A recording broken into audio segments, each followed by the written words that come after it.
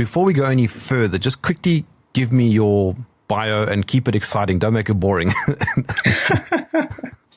right, I'll try. Now, I've been awake for a long time, and I started my career as a software engineer. I ended up working for big tech in New York City. And then it all went down, right? COVID 1984. I quit my cushy job. I started working with activist movements, and I helped build the largest decentralized mutual aid network ever, which is called Freedom Cells. And during that time, people were activated. So I saw all the good stuff that they were doing, getting real money, eating natural, that kind of thing. But they were just being naive when it came to their technology that's walking around with them all the time. So I had to educate them. And that's been my mission for the past 5 years, educating people on privacy, open source tech that they can use to opt out of surveillance.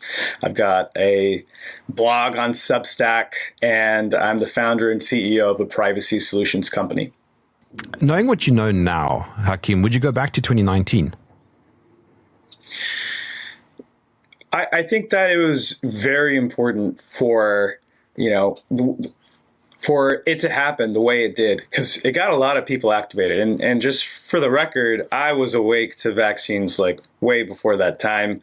But when it happened, I was like, all right, this is happening now. Like, they might kick in my door and get me now. So I think that a lot of people were feeling that, and they were making moves, which ended up being a good thing. They had a plan, they were executing, which is great. And then, it took a few years and it kind of died down, and now we're back to where we once were.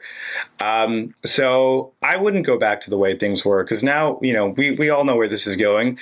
The Agenda 2030, it's not just like some nebulous out there kind of goal, like, the friend who always says they're going to go back to college or get their career in AI. No, it's like happening, and they're going to push until they reach that goal. So I think people need to realize that. And, what my work has always been about is solutions. We kind of all know the problems at this point. What are we going to do about it? And how can we push our lives forward to completely opt out from what they're putting out? I have found over the last few years that people are addicted to doom scrolling. They are consumers of fear. They'll send stuff around on Telegram and WhatsApp and just moan, never actually do anything. Yeah, man, and I think you know it best because you talk about a lot of controversial stuff, and yeah, people always have a problem with everything. They just kind of want to share how much they disagree with you, and that's totally cool. But we can just sit around here and disagree all day, or we can find a commonality and do something about it. And so, yeah, I've been reading your Substack, and I think you get it. There's nuance in everything. We don't have to agree on everything, but let's find what we do agree on. So tell me about solutions. What are you solving? Yeah, so one of the major things that I've discovered when it comes to something like digital ID, it's great that we can philosophically oppose it and be like, hey, I'm never going to comply to that. But if you're using a phone or a laptop that you don't have any control over, I've been calling them pre-hacked devices because they are, these big tech companies like Microsoft, Apple, Google, they could push software to your device. They can install apps without you knowing, without your consent.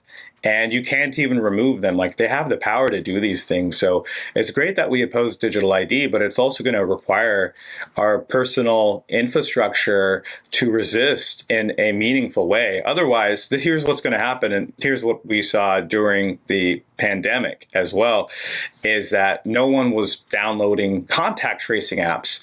Like, just no one was downloading them. No one wanted to do it. Very small number of people. And then in some states, like in Massachusetts, Google and the Department of Public Health there, they just decided to forcibly install the apps on people's phones and turn on Bluetooth and turn on the health reporting. So that just happened overnight, right? So, I mean, that's kind of my mission with solutions, is to make sure people have technology that they can can rely on. And this goes back to when this first happened. What was the first place we looked for people with common sense, people who were thinking like us? We looked online. That's where we found each other. We realized there's this massive movement on the planet. For me, too, as a software engineer, that's what I realized. Hey, this is the really cool stuff when we bring people together under a unified cause. So these tools, so our company, Above Phone, we have phones and laptops, but it's not like I advocate like you should be a techie and spend all your time on a laptop or phone. No, these are just tools that we use to build the world that we want in real life. And the technology can help us organize things and stuff like that. But it's not the master. We are the masters. This is a good point. I mean, for example, just on a day-to-day basis, I've attempted playing with Linux or Linux. I don't know how you pronounce it. Linux or Linux. I don't know what the correct way to say it. How do you say it? Either works. There's a big debate. Oh, okay. So, all right. Well, whatever. I attempted it for about 2 years and I gave up because it's just too complicated. I spent too much of my time fiddling and trying to get things to work. I installed Mint, Ubuntu, Fedora, and at the end of the day, I just want something that works. And I think this is what the average person wants also, is just something that's easy to use. Yeah, you're not wrong about that. So I've been using Linux for close to a decade, and it does require a little bit of tinkering, or at least it used to. And so, I mean, when I first started talking about this was the feedback I got from people. Hey, I want to install this on my own, but I have so many questions, and I personally couldn't keep up with it. So, I mean, we started a company to try and make these things easier. We wrote our own Linux operating system. It's based off of something called Arch Linux. And the goal I gave my team was, hey, let's make something where you don't need to mess with anything. You don't need to open the terminal. You don't need to tinker. And we think we've accomplished that. And so you do need to make these things easier. But also Linux just lags a little bit because it's a bunch of volunteers trying to support thousands of different types of devices. They don't have, the manpower these big tech companies do. But what we found is eventually things do get to a point where they're usable and nice and easy. So, I mean, I encourage people to still try. What were the main hangups you were finding? It was just things weren't working, or? Well, it was a number of years ago, so maybe things are better now. But yeah, I mean, it was just compatibility and drivers and all that usual kind of stuff. And then I really didn't want to support Microsoft, so then I just resorted to Apple. Yeah, Apple does a really good job letting you believe that they're private, and they're like, the FBI asked for this, and we're like, no way, FBI, no. Look at that, guys. It's unfortunately, that's the privacy marketing era we live in, and what they won't tell you about is how their phones are sending out the addresses to the different devices in your house when they're connected on Wi-Fi. They won't tell you about how they're collecting a database of over 2 billion Wi-Fi access points in the world. So this is how our today's location systems work. They use Wi-Fi access points. So it was really crazy. There's a study out of Maryland, and they were tracking through Apple's system, which they left open for this, how Wi-Fi routers were moving across the world. So they saw Gaza being decimated in real time with the Wi-Fi routers like disappearing off the map. They saw people fleeing from Ukraine for forced conscription with Wi-Fi routers. So it's really crazy. You don't think about the data that has to be there in the back end for these systems to work. And Apple, I would not consider anything you do on an Apple device to be private, partially because it's completely opaque. Right? It's not transparent. Nothing is open source. Everything is locked down. You couldn't install an open source app that wasn't approved by Apple if you even wanted to. So they don't care about people's freedom, and they don't care about privacy either. A friend of mine has got one of those Google phones, a Pixel or whatever it's called, and then he installed some other operating system on it. he was probably installing something like Graphene OS or Divest OS potentially. He had a Graphene, I Pixel. think.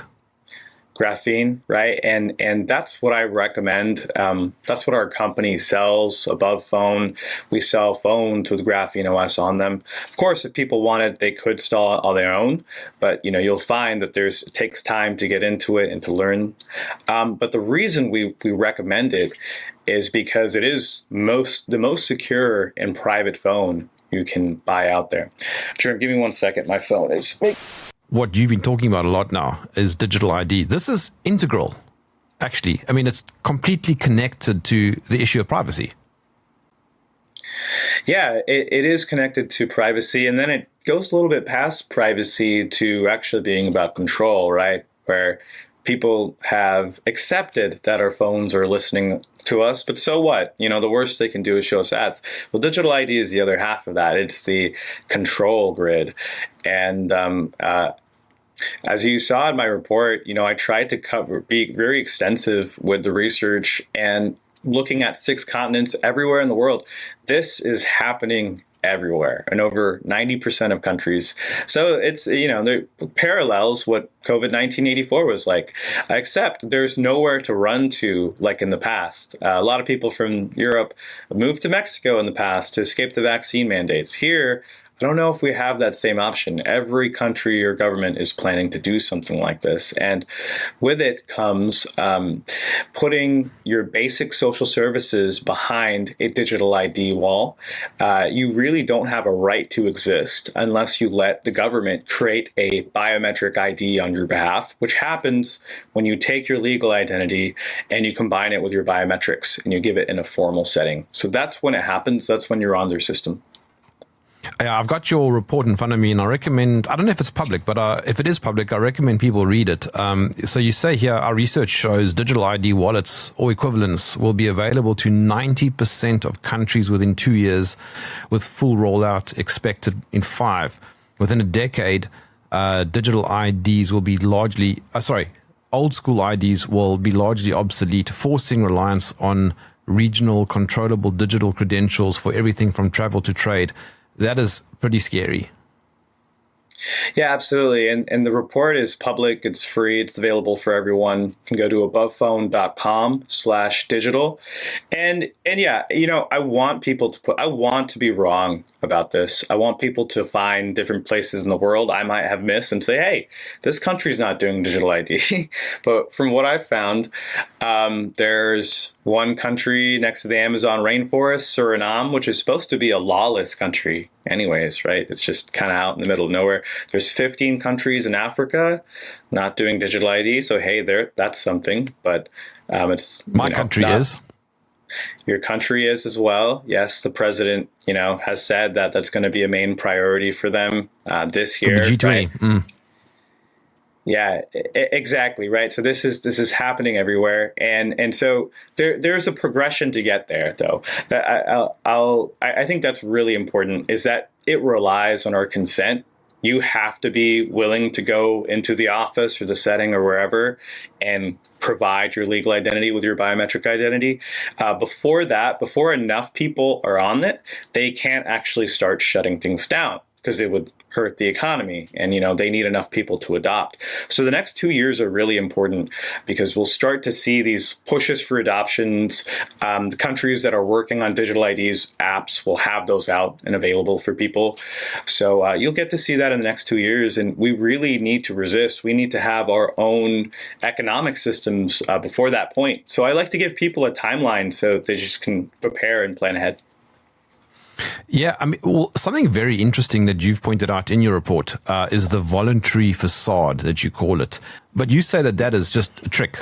It's a bait and switch. It's definitely a beta switch. And, the example in the report is India's Aadhaar system, which India is it has the largest number of people on digital ID. Like 1.6 billion people in India, and 96% of them are using this system. So India's Supreme Court ruled that you could not be punished for not being on this digital ID system.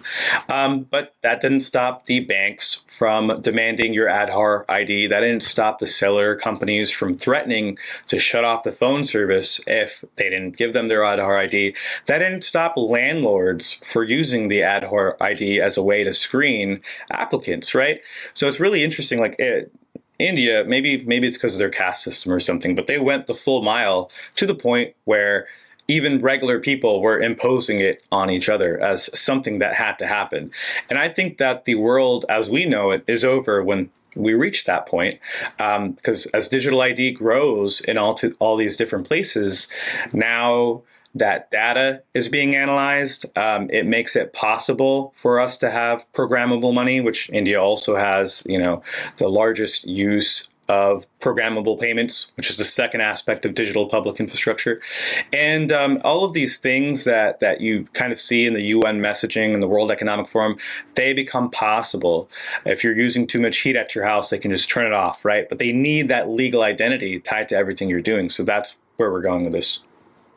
My word for this is mandating it by proxy. And it's kind of, they're just two faces of the same thing, because it's not like these government institutions, they have a lot of influence over these private institutions as well, regulations. And so these private institutions, especially the bigger ones, will have to follow eventually. It's going to start with the banks first, because wouldn't you know it, the banks are the people who want us to all be on digital ID. So I point out different places around the world. It's the World Bank funding Africa to make sure people, the undocumented populace in Africa are getting their IDs. So of course the banks in our real world will be the first to impose it. And then it may follow with things like insurance companies and travel. Travel is a big freedom that, Jerm, you and I both know how important it is to be able to travel just so we can experience different cultures. And now that's also something that's going to be threatened. That's also, I think, one of the first projects South Africa is working on, unfortunately. So, you'll see it kind of drip in this order. I don't think I've asked, and I don't know of anybody who's asked this, but who created digital identity? And there you have a photograph of Kim Cameron. Yeah, Kim Cameron, he's the OG of digital identity. He was the identity architect at Microsoft. He had a company that Microsoft bought, but basically what he did was he created an interoperable identification system to corporate enterprise IT environment. So it's like, all right, you're logging on to your company, you have access to these printers and these networks and these hard drives over here. So he built that. And along the way, he wrote this paper called The Laws of Identity in 2004. This would be the messaging and philosophy for what we now know as digital ID. So think about that. It's almost been 20 years, right? This is 20 years in the making. And what he said is, hey, the people deserve a better way to identify themselves. He was worried about the things, people having way too many passwords and getting attacked by cyber criminals. So he said, hey, one ID, and let's have it be interoperable with everything. And also it should be people's right to decide how much information they want to share with either party. Well, it sounds very noble. And he was also on the board of ID 2020, so I don't know how noble it actually was, but he had some things that sounded good in his original paper. But fast forward 20 years, and it's the same type of messaging. If you read his original paper and what you see governments saying today, they say, hey, it's going to be, you're right, you get to pick how much information you want to share, and it's never done without your consent. It's the same thing, but the problem is when you have incompetent people working on these systems, which I say they're largely incompetent, I can show you examples, is that on the back end, this information can be shared, it can be aggregated, there can even be a secret layer behind digital ID itself. So I don't think he knew where it was going, but unfortunately he died after the last post on his blog where he was criticizing the COVID response, like the lockdowns and stuff. That was the last blog post he made on identityblog.org, and then he passed away. So we don't know what Yeah, you mentioned ID 2020. Like, just about nobody knows what that is. I think it's been around, since 2016 or 2017 thereabouts. And it's a Microsoft, a Bill Gates initiative, isn't it? Yeah, it's one of the, it was one of the original founding groups to come together with big tech, government, NGOs, and start to work on these identity standards that we now know today. So there are two major tech specs in digital ID. There's the www verified credentials specification, and there is also the ISO specification or standard. And for most people, this won't be too important, but just think about it as the rules these digital ID systems need to be interoperable with each other. So ID 2020 was instrumental in creating those first systems. And now that they've tested it internationally, you've got to think about the impact. This is not just you sign up in your own country. Now you have to worry about South Africa. Now you have to worry about China. No, these systems are built to be interoperable. That's the whole point. So they'll follow you wherever you are. That's where we're going with this. So what is digital ID? Yeah, so I try to make a definition for it because it's hard to create it, but I've looked at Russia and China to see how they do their systems, and I've looked at the EU. And so there's two characteristics I see over and over is the verified credential part of it, which is just saying, hey, this digital identity document that you've shared with me, can I prove that this was signed by the government of Russia or signed by Google or Apple or whoever signed it? Can I trust the source of it? So that's the verified part. And that it's also used in a digital setting. So that might be through the web browser, but it could also be an app on the phone. It could also be in person using near-field communication or Bluetooth, right? There's different ways to send it. So that's the digital part. The other part that's important is the interoperability. And for some countries like Australia, they don't want at least for right now, their digital ID system won't work outside of the country. But inside the country, it is already being used for most government services, talking about your driver's licenses, or your, how you pay at the tax office. And it's going to quickly expand to social media. It's going to be available to other businesses to validate the identity of other people using a verification service. So it becomes interoperable. And that's the other piece. It could be interoperable domestically or internationally. So those are the two factors in digital ID. The question that I've been asked a couple times over the last couple of years is, but it's just your ID in digital form. Yeah, it is more than that. And so you can attach any sort of information you want onto a digital ID.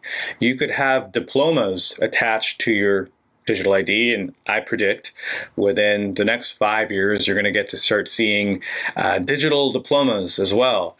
And if anyone's had to ever prove where they studied, it's a bit of a process. Now you're just going to have this document given to you by the university. That's just one example. You can tie any sort of information to your digital identity, where you live, what car you have.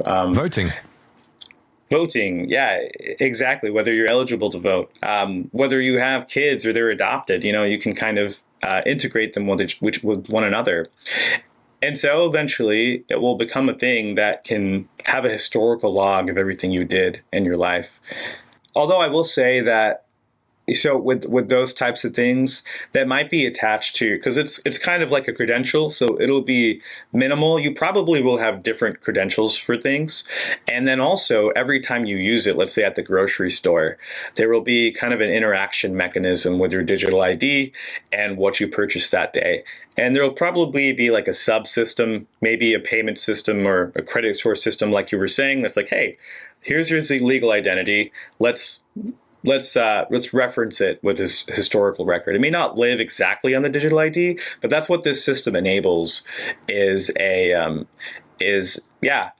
able to track you across everything that you do because it's all tied with your legal identity. Okay, but let me play devil's advocate. Why is it a bad thing? Yeah, and that's a good question to ask because at the surface, if you listen to what the politicians are saying, less paperwork, less lines at these offices. It makes it easier to pay taxes, right? These are things everyone loves. being sarcastic, of course. But when you look at it, it didn't start to scare me until I looked at Russia and also China. And I'll just preface this with saying, I don't think Russia, China bad and America good. I don't believe that. I think it's happening everywhere, and it depends. What flavor of tyranny do you want? You'll get it. Maybe in some countries you'll be able to eat and have a better life than others. It's totally plausible.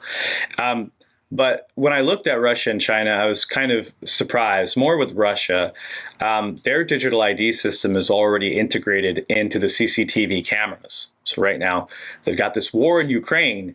They have a lottery for the draft to go to the war. Worst lottery ever. So you could get randomly selected. This happens through the digital ID. You get a notification from the government.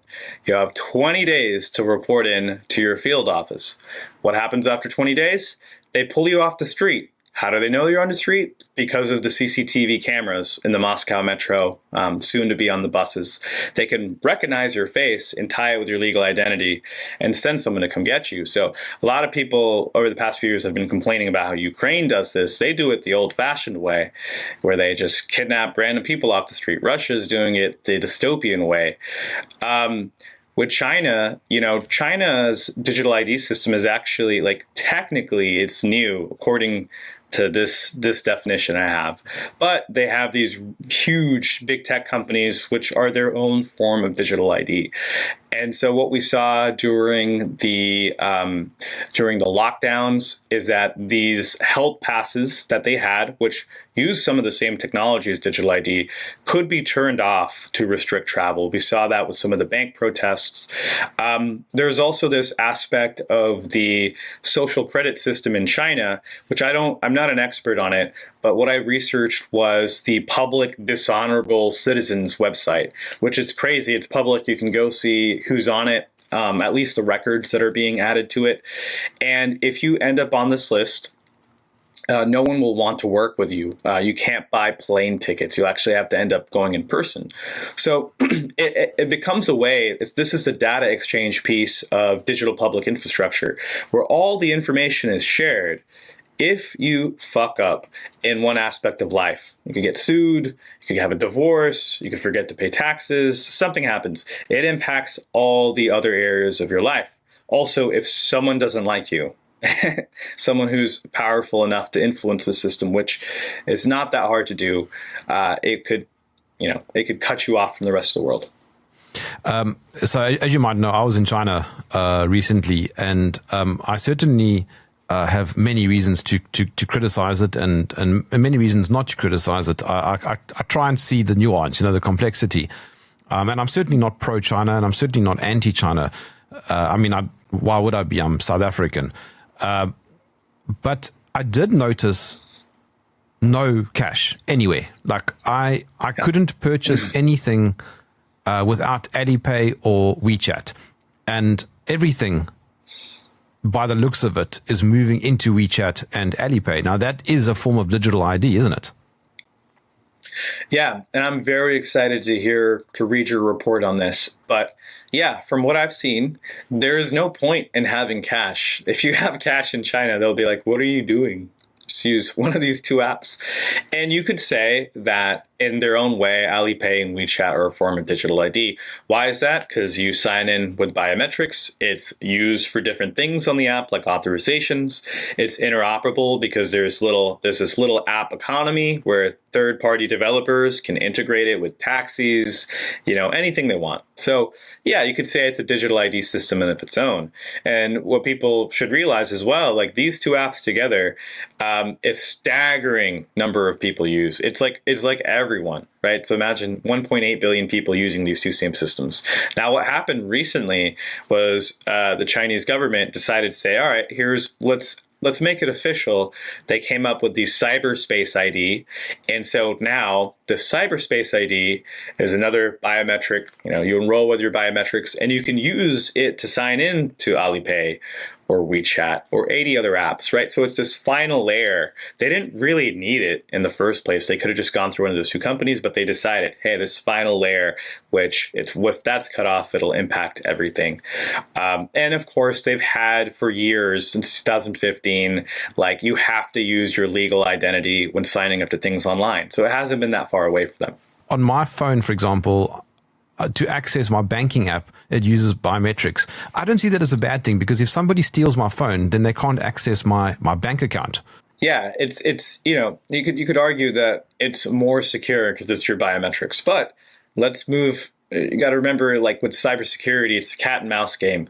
Both sides are moving forward at the same time. What happens if your biometrics get stolen? And how hard is it to really do that in the first place? What happens if you lose your digital ID? Well, at that point, people can impersonate you. And there are safeguards written into the specifications, but governments don't have to adhere to the specification, right? It's a guideline. It's not like a blueprint or anything. So they can build whatever they want.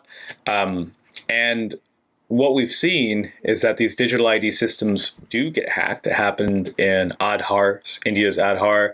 It happened with Estonia's system. And so if your biometrics get stolen, there's not really a way you can escape that, right? Someone has your biometrics. And in Singapore, it was one such case where their SingPass app was hacked, and they had about 3,000 different identities that were shared on the dark web. And so attackers could log in kind of the same way. They were able to use the biometrics and use it for things like opening bank accounts or starting companies or frauds or stuff like that. And that's the real danger here on a personal level, as biometrics are something that you can't get back very easily. So could you then make a counter argument and suggest that, well, it's a bit better if the biometrics are decentralized? Yeah, and you could, and there's a lot that can be said here. Kim Cameron actually talked about this. He was hinting towards this in his paper of something called a sovereign self-identity. And when he presented it to the UN committee, they hated the name. They hated the name sovereign. But the idea was you are issuing your own. I wonder why. Sorry, go on. Yeah, right. This self-sovereign identity where you issue it yourself, and then you get to basically dictate it and show it to others and be in control of that information. That's not what we have with these digital ID systems. But you could make the case that there's nothing farther more than biometrics, and that it could be more secure. My problem is not with that aspect. It's the aspect with that mostly governments are responsible for its implementation, and that I don't trust the powers behind them to not abuse their powers, as we've seen over and over and over and over. And so I don't trust the systems that are out there to make our lives much, much harder. And it's also a system like, once you start to use everything with biometrics, you can't go back. If the rates change or the sales tax changes on your purchases, there's no way to be like, nope, I'm not doing this. I'm opting out. Sorry, you're already in the system. For people who don't want to be in the system, you'll never be in the system, which is a good thing. But for people who have invested their wealth, time, attention, money, resources, it's going to be a big shock. It's going to be a really big shock to them. So look, I think potentially there's a way for biometrics to be used safely, but what's happening right now is not the way, and it's really dangerous. I mean, Catherine Austin-Fitts often argues that technology is a tool and we should discern. Yeah, and I agree with that. Like with everything, there's nuance. And so, yeah, I think when people began to see the QR codes instead of the menus at the restaurant, they freaked out. They're like, "Get this evil QR code away from me!" It's like, no, it's a QR code. It's all it is. It just opens a website. It just opens a website. Yeah, and I think you had a post about that too. But people were actually scared, so it was interesting. But these are just tools, and you just have to be aware of how they're built and who has access to them and whether they have the capability to do this data exchange piece. which is, I keep bringing it up because it's a really important part of digital public infrastructure, right? This is a idea from the United Nations Development Program, and it wants to combine three pieces, of which digital ID is the first. So you need your legal biometric identity. Then you could have your unified payment system, which means payments tied to your digital identity. The last piece is data exchange. And that's the thing here. I don't trust the government with all of its access to data to not make my life harder if I start to put everything on their data exchange. But do you trust private companies more? No, because they've been co-opted by the government too. And I mean, you see that there's actually, you could argue that they're even worse than the government in many ways. Maybe look at Facebook. Look at Facebook, for example, and how they tried to manipulate the elections in, I think, 2016. Remember that whole thing? Yes. Yeah. And how they think they're above the law. It's crazy amount of the power these companies have because there's billions of people using their products. And so it's like, I call this like the network blast, where you have billions of people using your products and you can change how they use it all at one time, right? Rolling out a software update. So Google and Apple work together on contact tracing. For the first time, these two fierce competitors put their differences aside for the betterment of humanity, right? No. So they rolled this out to billions of people. Similarly with digital payments, we didn't used to have digital payments, got rolled out around the same time from these two companies. So we really have to be careful. They have their own agenda, and really they serve the interests of the government. They kind of need each other, this public-private partnership. I love that you've dropped in the UN a few times, because right now, what is driving me up the wall is the G20 is about to happen here in South Africa, as you might know, and part of the agenda is discussing a multipolar carbon economy, which directly links to digital ID and social credit scoring. But why I'm getting so annoyed by the whole thing is that my fellow South Africans are so intensely focused on race and race issues that they're completely forgetting, because Trump announced that he's going to boycott the summit, and then I think Argentina's president did the same, which is great. I think it should be boycotted. But they're focusing on racial conflict rather than the G20 itself and what it's attempting to do.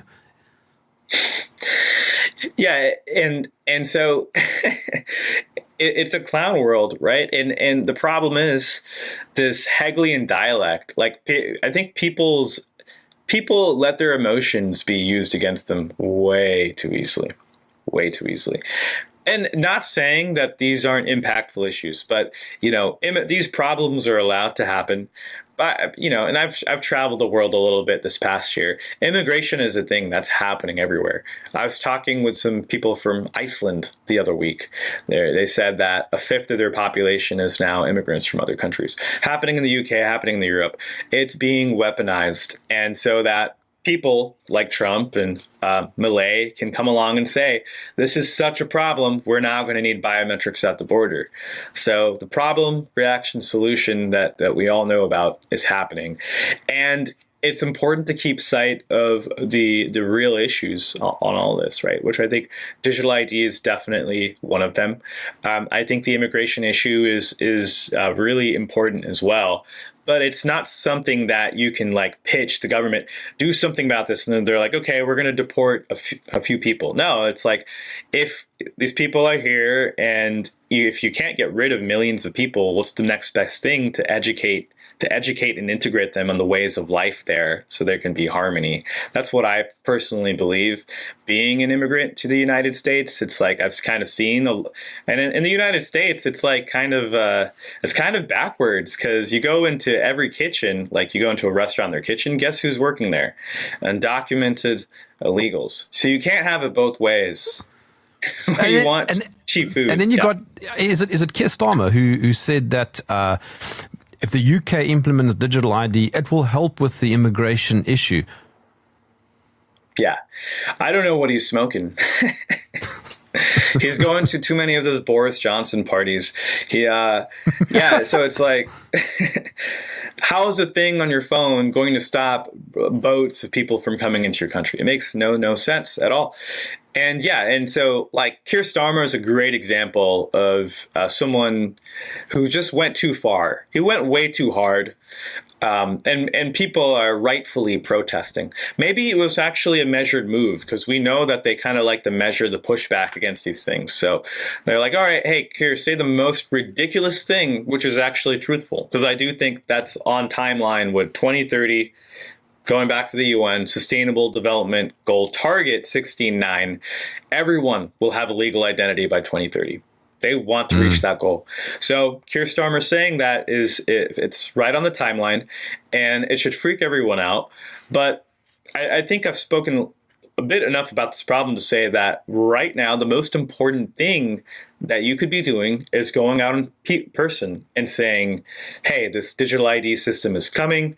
They might have me scan an ID or want to get an ID to interact with you even. And if it's a farmer, if it's someone in your local community, you just have to make a promise to each other with a handshake, not a key exchange, that whatever happens, we're not going to let this digital ID system come up between us. And if you do that for 200 of your local community members, you get all your needs met. You actually have data that's more valuable than any digital ID system.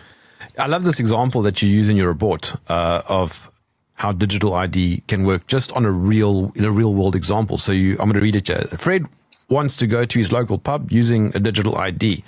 Fred signs up for a digital ID. His national ID system creates a credential that contains his name, birth date, gender, and a photo.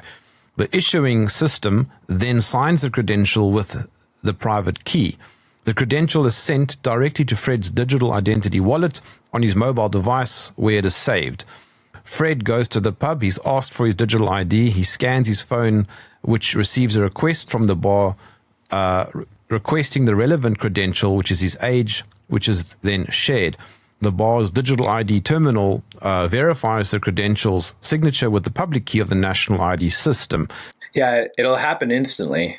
Yeah, these systems are meant to be fast. They've been testing this out at the airports and in many places. Estonia, Denmark, they've already got this system implemented in most shops. So they've been working on it. It will be fast. Will be convenient. You're going to feel like the idiot again at the airport line who doesn't go through the facial recognition line. I'm always on the line that has to wait. And that opts out through photo, but they will use inconveniences to get to you. But so the interesting thing about that example, and here's the things that people don't think about: once you share your digital ID with the bar, what's to stop them from just using your identity? There's no safeguards right now. This is all like new frontier technology, and you have to trust that the people who build these systems will care about your security and privacy. And they don't. And as someone who runs a security and privacy company, I know how hard it is. It's like it takes a lot of effort. It's most of your effort trying to make things as private as possible. So I really don't think they'll do that. They'll go for ease of use to make it more adoptable by people, which makes sense. But on the back end, you can have your identity stolen very, very easily. And yeah, So I think that, in the next few years, we'll begin to see more of this happening in the banks. You'll get to see this happening on more and more websites. Here in the U.S., there have been several states like Utah and Texas, which have passed age verification laws. That's happening. We know that Australia already has these laws. Digital IDs are just a natural next step to access some parts of the internet. But all this talk of credentials and private key and public key sounds eerily close to Bitcoin. What do you make of cryptocurrency? Yeah, it's the cosmic joke, isn't it? That cryptography can both be potentially our savior and our worst demon. Bitcoin, the origins of Bitcoin, I'm okay with not knowing. Because there are things like, CIA.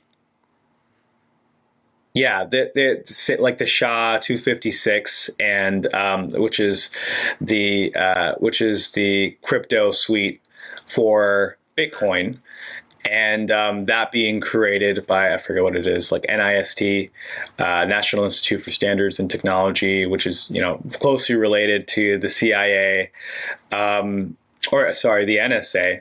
So you could say, all right, hey, there's some weird government tags there. You could say that that is suspicious, and we don't know who created Bitcoin. At the same time, I think that when these programs get rolled out to people, they don't know what is possibly going to happen. And what they discovered was, wow, people want a free way to exchange and contract outside of the banks. And so it did start a movement. Now, unfortunately, you might have come across the work of Whitney Webb and Mark Goodwin. They've done a really good job talking about how Bitcoin has been co-opted. It's been neutered, really, to prevent it from being the people's money. And now people are just like hodl, and they're just holding their Bitcoin in the hopes that one day it'll be worth something. That's not how they're going to get rich. And I'll just warn people with this: what's the point of Bitcoin if there's no one you can name in your real life that would accept Bitcoin? It's useless. It's useless in that sense. The only way it'll be useful is if you scan your biometrics, go through an exchange, and pay taxes on it. That's the only way it'll be useful. It is pretty useless. I can't do anything with it. Yeah, there are some people. I see that point, and I think that it requires a lot of effort to make it useful. It literally requires, and I've done this in different places, and there's people doing this in different countries where there's like initiatives to try and get their local vendors to use Bitcoin. It's a bit of setup, right? 30 minutes to an hour talking with people, getting them to accept it. I think it has the potential as an alternative monetary system, but is it there right now? No, I think it's unfocused. At the same time, there's private cryptocurrencies that I believe in a bit more, like Monero. And there are peer-to-peer markets, which you can do all sorts of interesting stuff. I'm not talking about the darknet markets, but you can exchange dollars, you can pay each other in different payment apps, and that can be facilitated through crypto. So it really has its use online. And I really hope the next few years, as digital ID system gets rolled out, we start to use more of it in person. Now, I don't think this should be the only way to do things, but it is really, really useful for remote payments. I don't have to drive to someone, give them a serval coin or whatever. It has its use in the grand scheme of things. Are we just being old farts, being Luddites? Are we just those people who are moaning about the inevitable future? Luddites, yeah, there have been Luddites in every generation, and I think we're an important aspect of society. But this digital ID, it's different than anything we've ever seen in the past, because it's the final component of this digital control grid. It's a system that denies our very right to exist unless we let a third party, name it big tech company or government, create an identity for us, and we only exist if they do that for us. And that's the danger, because people need to remember their own authority. They have authority over their own lives. They can even impact their other people's lives. They can impact their communities. So I think that all of these things are important. Like knowing your identity as a Luddite means that you know what values you stand for. And the next few years will make that really obvious what you stand for. You can either stand for complaining about the world and doom scrolling, or you can get off your ass and do stuff in the real world, which is what I advocate for. And I know it's what you advocate for too. So I think, yes, be a Luddite, but also don't shoot yourself in the foot if there are tools that can help you along the way. What are some things that you recommend? Right now, I think that everyone should be using a de-Googled phone and a Linux laptop. And so my company, Above Phone, we have de-Googled phones and Linux laptops. We're not the only game in town. I highly encourage people to install it on their own if they know how. I've got resources and guides on takebackourtech.org. Also on my Substack, tbot.substack.com. And the reason is because these devices aren't pre-hacked. No one can install something on it without your knowledge. Unlike a Windows computer, which you have to scan your face to get into it. You don't have to, but it's one of the ways. You use your fingerprints. There's AI on every aspect of the computer that's analyzing everything you do. And you don't have any choice. You have no personal choice or freedom to opt out of updates. You are along for the ride, and Bill Gates is running the train. So same thing with your phone. Everything I mentioned when it comes to your phone is the same issues. Apps can be updated without your knowledge. Things can change. Oftentimes I tell iPhone users, hey, go look at your setting. Look, here's this setting that has began scanning all the photos on your phone already with AI. And they're being added to a massive landmark database that Apple has, right? So you don't have control of your phone, really. So we've been encouraging people to use de-Googled phones for about 5 years, and we think we have pretty much all the important things figured out. So navigation, there's tools on our phones that let you navigate without even being connected to the internet. You can download a map of the world in real time, and you have that map, and then you can put your phone on airplane mode and get turn-by-turn navigations, because turns out GPS is a passive system. Your phone is listening to radio waves. It's not actually needing to send anything out. Similarly with YouTube, there are ways you can watch YouTube privately and download the videos directly to your phone, right? This is transforming our relationship with technology. So if you want to learn more about that, I have a webinar that I did. You could go to learn.abovephone.com, where I just go over everything the phone and the laptop do. And I think this is a really important way to opt out of digital ID. Because, again, if you use a pre-hacked device, it could just be imposed on you one day. The cameras are definitely running and have gone over your face, and it might even become required to use a device at a certain point. You can download maps of your area, and then you're saying you can turn your phone onto airplane mode and still use Google Maps. Yeah, so there's the name of the app is called OpenStreetMaps, and it's not Google Maps, but it is a nonprofit effort, and it's an app that you can use on a de-Googled phone. You can also use it on a normal Google phone for the time being, anyways. In 2 years, Google is imposing new rules, and we can talk about that. But yeah, so I mean, I've taken a tour of the eastern United States using this open source map alone, OpenStreetMaps, Android, and what I really like about it, like what I've been doing with it, is instead of using Google Maps, I don't use Google. I try to avoid it at all costs. And I'm building a record of things in my hometown that I want to go do, like the organic markets, the cafes that I go to, and I'm saving it, and I have it on a local map database. The really cool part about it is I can share this file with other people, and they can import it, right? So it's like we have to take back our power when it comes to this technology. A map is a really useful tool. Like I don't need a map if I'm in somewhere I know well, but it's a very useful tool. Like, imagine having a little bit of a community. You kind of know all the places in town to hang out that don't impose digital ID, that don't get processed food, that type of thing. And when someone is trusted enough in your community, you can actually provide this map file to them. Here you go. Here's everything on our network. So that's kind of the techno-optimist vision I have for the future. Would you recommend people put their devices onto airplane mode when they leave the house?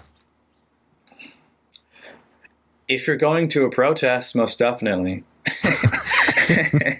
If you're going to any form of what do I even say?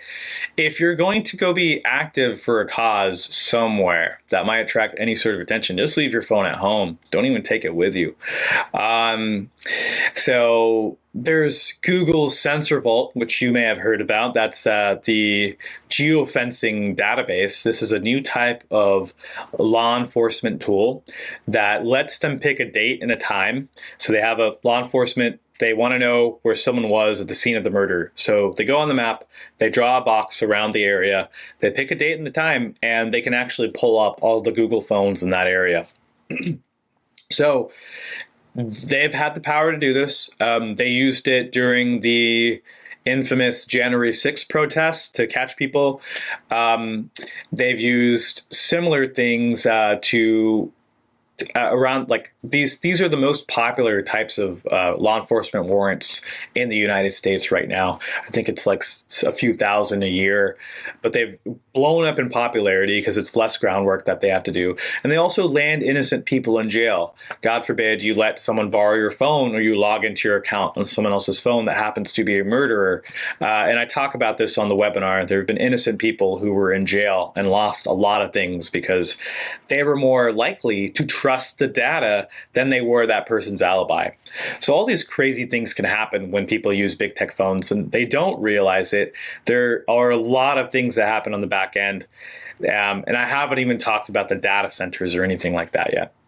Yeah, you said a moment ago that Google have got new rules coming in the next 2 years.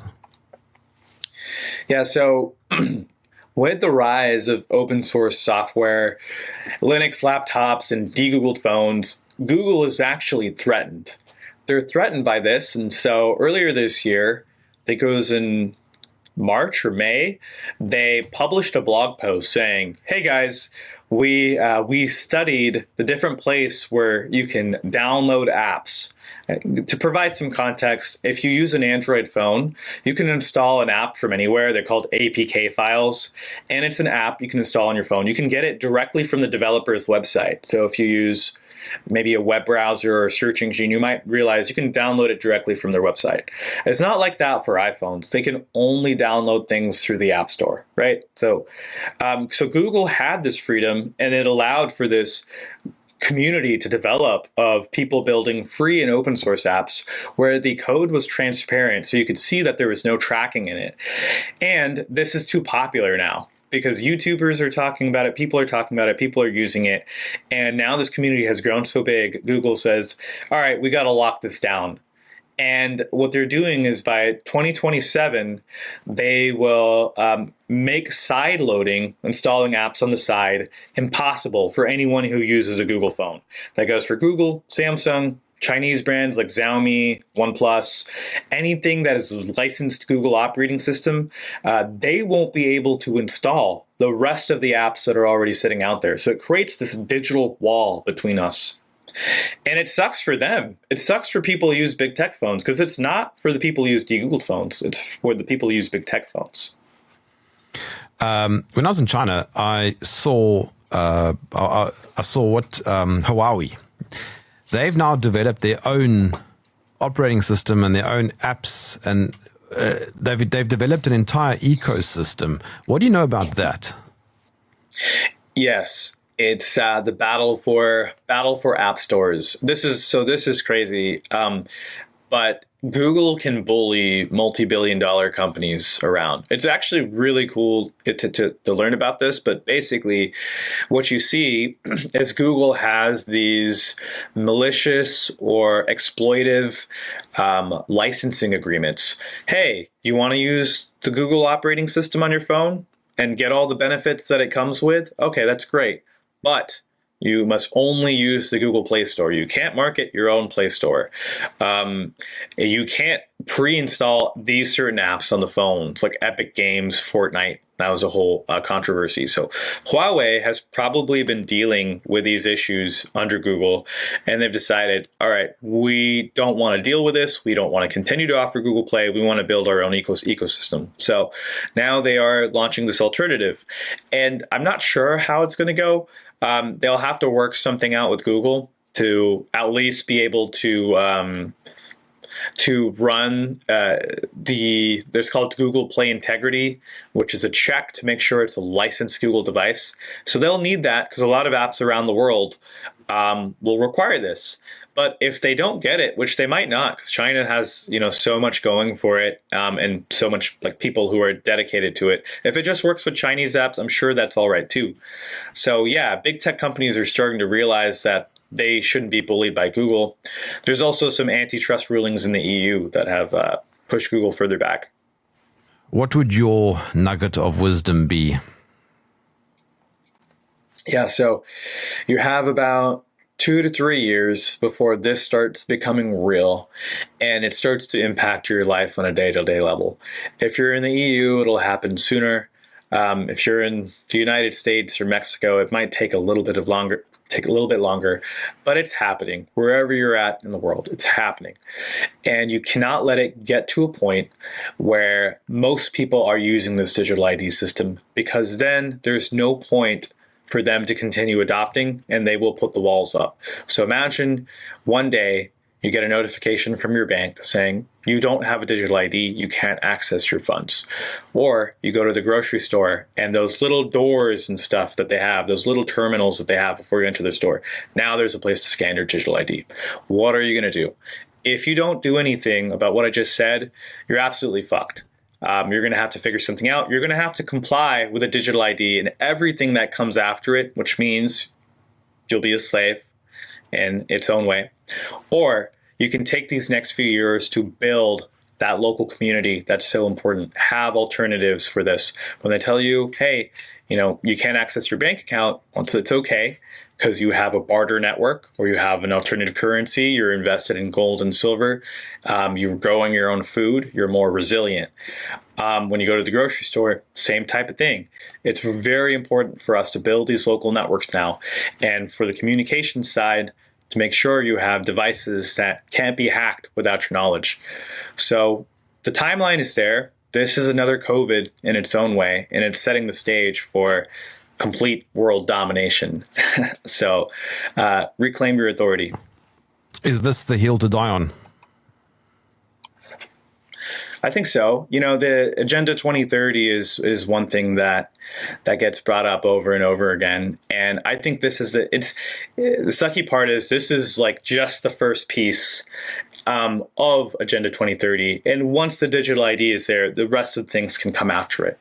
So I think this is the hill to die on this decade. Who knows? Maybe there'll be like a Skynet thing to fight. Maybe you have to fight the robots and aliens next year. Save your energy for that. Digital ID this year. It's really easy, guys. Just use a different device. We can fight the robots in 2030. It'll be much better. It'll be harder. All right. One last time. How can my audience follow you? Yeah, so check us out on Substack. That's tbot.substack.com. If you want to learn about the tech solutions I brought up, go check out our webinar at learn.abovephone.com, learn.abovephone.com.